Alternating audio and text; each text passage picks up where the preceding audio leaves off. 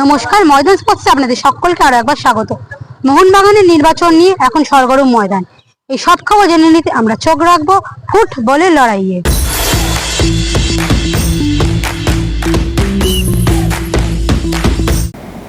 ছুটির দিন মানেই দুবেলা প্রচার। রবিবার তাই সকাল থেকে রাত পর্যন্ত প্রচার সারলেন শহরের এক প্রান্ত থেকে অন্য প্রান্ত সৃঞ্জয় বসুরা। শনিবার বাগুইহাটিতে শাসক শিবিরের সভায় ভিড় উপচে পড়েছিল। রবিবার আবার ভিড়ে ঠাসা নির্বাচনী বৈঠক করতে দেখা গেল হাওড়ার শালকিয়ায়।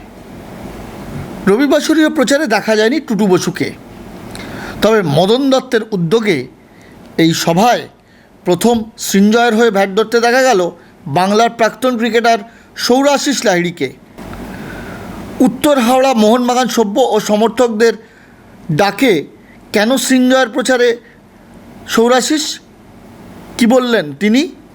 আমরা টুম্পাইদাকেই চিনি, সুতরাং টুম্পাইদার জন্যই আজ আমাদের মোহনবাগান ক্লাবে খেলা বা মোহনবাগান ক্লাবের আগে টুম্পাইদার সঙ্গে একটা পারিবারিক সম্পর্ক অনেকদিন গড়ে উঠেছে। সো টুম্পাইদা is always by the player for the players, এবং টুম্পাইদা যেন মধ্যে সবসময় মানে আমরা কখনই সৃঞ্জয় বোস, আমরা টুম্পাইদার নামটা এই কারণেই এত ওতপ্রোতভাবে জড়িত, বিকজ দ্যাট এটা আমরা খুব রিলেট করতে পারি যে সেটা আমাদের সঙ্গে কতটা ভাবে জড়িত। এবং মোহনবাগান, এবং একটা আমি সবসময় একটা কথা বলি যে একটা মানুষ কি করেছে বা না করেছে সেটা তার যে ইভ্যালুয়েশনটা সেটা সাধারণ মানুষ করে, সমর্থকরা করে, এবং টুম্পাইদা সেই যে কি কাজ করে সেটা সাধারণ মানুষ বলবে। এবং সব থেকে বড় কথা, টুম্পাইদা যেখানেই গেছে সেটা কিন্তু সাফল্য সেখানেই এসছে।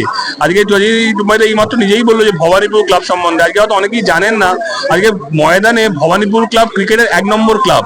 সেখানে সব ক্লাবটা ছিল, কিন্তু বিগত 3 বছরের এই অল্প সময়ে সেই ক্লাবটাকে ওই জায়গায় নিয়ে তার একটাই কারণ টুম্পাইদার মানে প্রশাসনিক দক্ষতা। সুতরাং সেই লোকটা সব জায়গা থেকে ক্যাপেবল। আমার ওই জন্যই সবসময় মনে হয় যে এত বড় একটা অর্গানাইজেশন একজন মানে কি বলবো একটা সবসময় তার দায়িত্ব এরকম ধরনের মানুষের কাছেই থাকা উচিত, যারা আগামী দিনে ক্লাবের এই লেগাসিটাকে আরো এগিয়ে নিয়ে যাবে।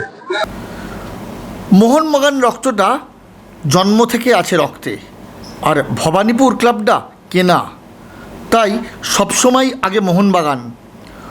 রবিবাসরীয় সকালে মধ্য কলকাতার মোহনবাগান মেরিনিয়ার্সের উদ্যোগে সুমনদের আয়োজনে নির্বাচনী সভায় এইভাবেই সভ্য সমর্থকদের উদ্বুদ্ধ করলেন সৃঞ্জয় বসু। সেখানে শিলটন পালের সাথে দেখা গেল প্রাক্তন ফুটবলার দুলাল বিশ্বাসকেও।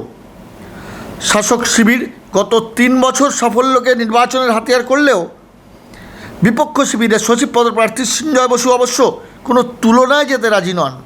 আমরাও সাফল্য পেয়েছি। আজকে দেবাশিসদাও তো আগের প্যানেলে ছিল, আমরা তো একসাথে অনেক সাফল্য পেয়েছি। এটা তো কোনো, আমরা কতবার আই লিগ জিতেছি, ফেডারেশন কাপ জিতেছি, নতুন টেন্ট করেছি, প্লাস্টিকের চেয়ার বসিয়েছি, অনেক কিছুই করেছি। মোহনবাগান ক্লাবের সাফল্য কোনো আজকের জায়গা নয়। ক্রিকেটে কত ত্রিমুকুট পেয়েছি, এবং সিনিয়রদের ত্রিমুকুট পেয়েছি, এই নয় যে ডিফারেন্ট ডিভিশন মিলিয়ে পেয়েছি। আমাদের সময় হকি শুরু হয়নি, কারণ আমরা একটা ডিসিশন নিয়েছিলাম অ্যাস্ট্রোটার্ফ ছাড়া হবে না। সেটা এখন হয়েছে। আমার সময় যদি অ্যাস্ট্রোটার্ফ পশ্চিমবঙ্গ সরকারের তৈরি হয়ে যেত, তখন আমরাও ওখানে খেলতাম, আমরা হয়তো তখনও চ্যাম্পিয়ন হতাম। আমরা অ্যাথলেটিক্সেও আগে চ্যাম্পিয়ন হয়েছি। তো সেইটা এইসব কম্পেয়ার করে লাভ নেই।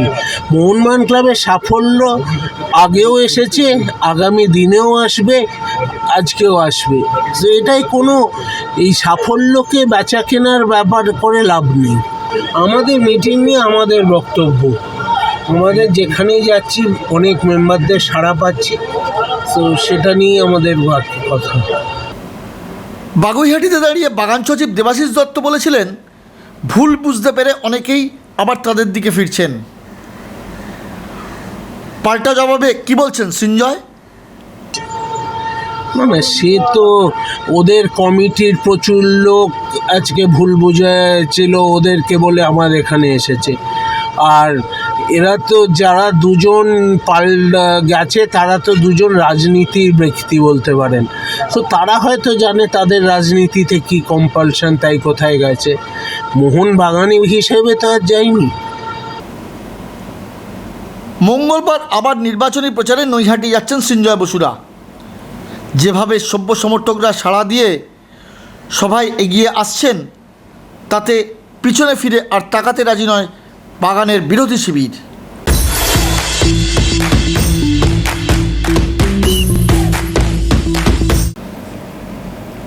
রবিবার ছুটির দিনে মোহনবাগানের বিরোধীরা যখন একের পর এক সভা করল, তখন শাসক শিবিরকে দেখা গেল একটাই মাত্র সভা করতে।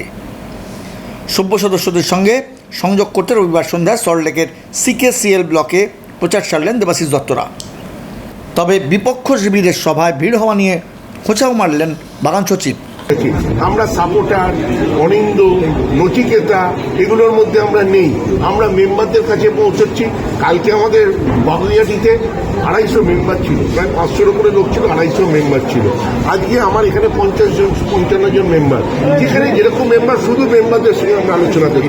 আমরা কোনো সাপোর্টার, লোক দেখানো, বিশাল বৈভব আমাদের সেটার ইচ্ছেও নেই। কেন এটা তো মোহনবাগানকে আলোচনা করতে এসছি। আমরা নামই দিয়েছি, আপনি দেখে নিন, নাম দিয়েছি মোহন আড্ডা।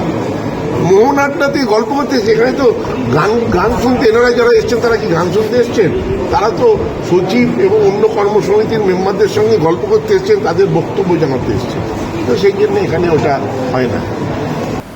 যোগ্যতার নিরিখে ভোট হোক মোহনবাগানে। রবিবার সল্টলেকে প্রচার শেষে এমনটাই দাবি দেবাশিস দত্তের। মোহনবাগানের গরিমা রক্ষা করতে নির্বাচনে ব্যক্তিগত আক্রমণ বন্ধের দাবি তুললেন তিনি। টুটু বসুর লক্ষ লক্ষ ছেলে, এমনটাই বলছেন দেবাশিস দত্ত। মোহনবাগানের এতে শোভা পায় না, এবার বন্ধ হোক। নির্বাচনের জায়গায় হবে।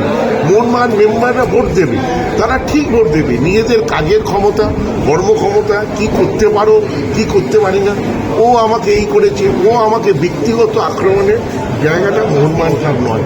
এগুলো আমি মনে করি এগুলো ইমিডিয়েটলি বন্ধ করা উচিত। আপনি দেখবেন না আমার কোনো বক্তব্যে আমি কাউকে আমি বলেছি যোগ্যতা নিরিখে খালি ভোট হোক। আমি এও বলিনি যে আমি যোগ্যতম ব্যক্তি, আমি একবারও বলছি না যে আমি যোগ্যতম।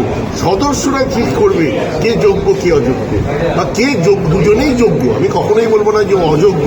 এটা হতে পারে কে কম কে বেশি, সেটা সদস্যরা ঠিক করবে।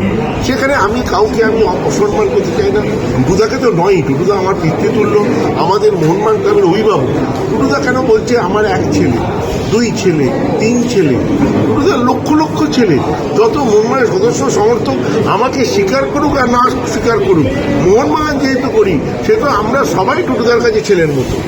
টুটুদা আমাকে বলতে পারে যে ও আমার ছেলে নয়, আমি ভুল করেছি, কিন্তু আমরা সবাই ওনার ছেলের মতো। এরা যত দাঁড়িয়েছে সবাই টুটুদার ছেলের মতো, উনি আমাদের অভিভাবক। সেই জন্য ওনার এগুলো শোভা পায় না। এগুলো আমার মনে হয় আমি অনুরোধ করছি সব পক্ষকে, আমার লোকেদেরকেও আমি অনুরোধ করছি, ব্যক্তিগত আক্রমণ বন্ধ করে সৃষ্টিশীলতা, ক্লাবের উন্নয়ন, ক্লাবের কাজ আর কি করা যেতে পারে, কিভাবে একসাথে আমরা চলতে পারি, সেগুলো নিয়ে আলোচনা করা দরকার।